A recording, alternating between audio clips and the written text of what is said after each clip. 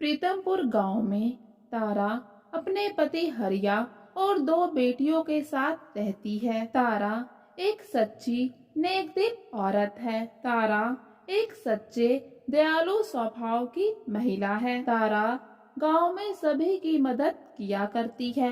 पूरा गांव तारा को उसके दयालु और सच्चे स्वभाव के कारण जानता है। वहीं गांव में एक बूढ़ी काकी रहती है जिसका इस दुनिया में कोई भी नहीं है।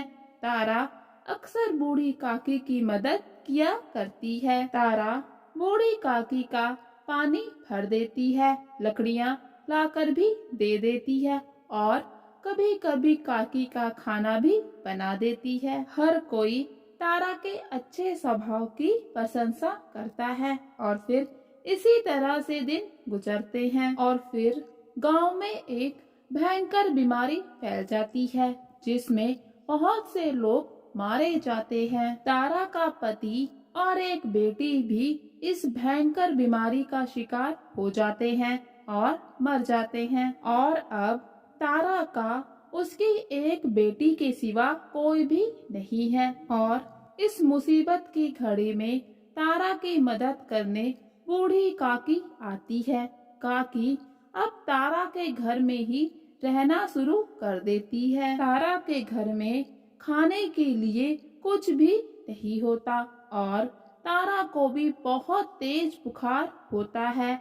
ऐसी हालत में तारा बाहर जाकर कहीं काम भी नहीं कर सकती। तारा की हालत देखकर बूढ़ी काकी कहती है, तारा तुम तो बहुत तेज बुखार से तप रही हो और तुमने और तुम्हारी बेटी ने कल से कुछ भी नहीं खाया। तो इस पर तारा कहती है, जानती हूँ काकी, मेरा तो चल जाएगा, लेकिन मेरी बेटी भूखी है तो मैं घर पर नहीं बैठ सकती। मैं अभी बाहर जाकर उसके लिए कुछ खाने को लाती हूँ। तारा की बात सुनकर काकी कहती है, अरे तारा, कैसी बातें करती हो, इतने तेज बुखार में तुम भला बाहर कैसे जाओगी।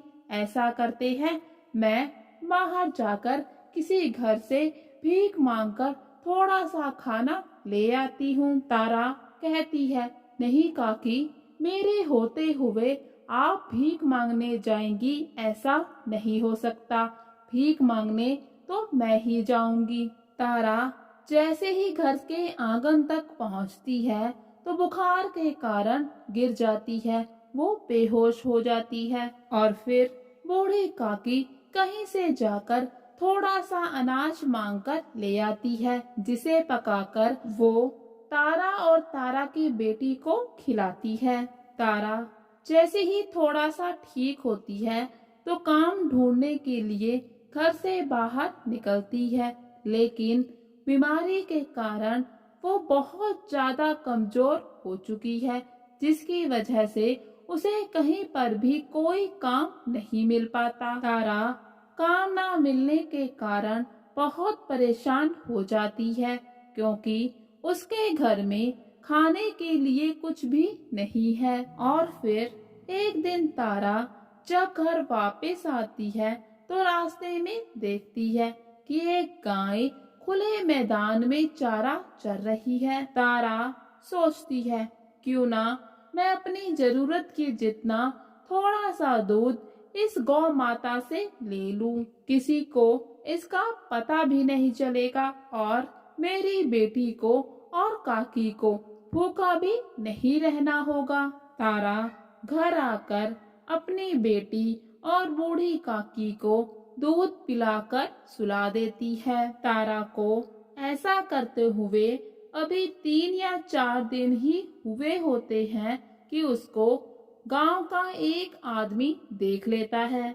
फिर वो तारा की शिकायत पंचायत में कर देता है। जब ये बात बूढ़ी काकी को पता चलती है तो काकी बहुत ही दुखी होती है कि तारा ने ये क्या कर दिया। भूख और गरीबी से परेशान होकर गलत रास्ता अपना लिया और फिर तारा को पंचायत में पेश किया जाता है। पूरे गांव में तारा अपनी सच्चाई ईमानदारी और दयालु स्वभाव के कारण जानी जाती है।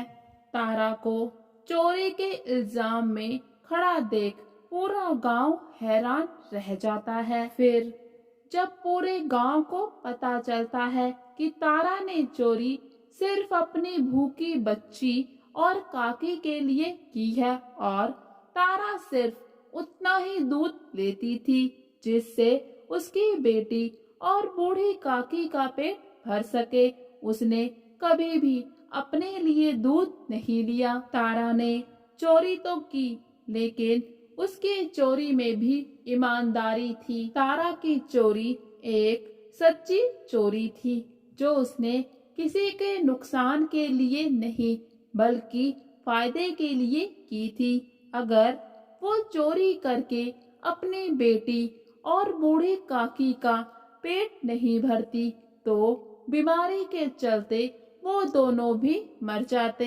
इसलिए पूरी पंचायत तारा की चोरी को एक ईमानदार चोरी का नाम देती है। तारा सिर्फ अपनी बेटी और बूढ़ी काकी के लिए थोड़ा सा दूध लेती थी जिससे कभी किसी को नुकसान नहीं हुआ और फिर पंचायत तारा को माफ कर देती है और उसे एक खेत में काम मिल जाता है जिससे अब वो अपने परिवार को पाल सकती है। तारा ने अपने पति और बेटी के मरने के बाद हिम्मत नहीं छोड़ी।